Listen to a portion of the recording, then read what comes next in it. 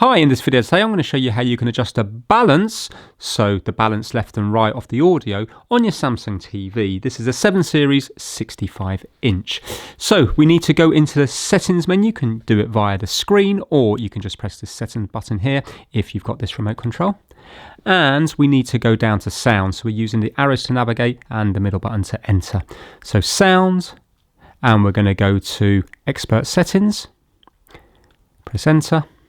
And we're going to go to balance, and basically this is where you can have it coming out more of the right speaker or the left speaker by just moving it across like so. So let me put the volume up, and now if I do that I can hear it's coming more out there, and if I go here I can hear it's coming out here.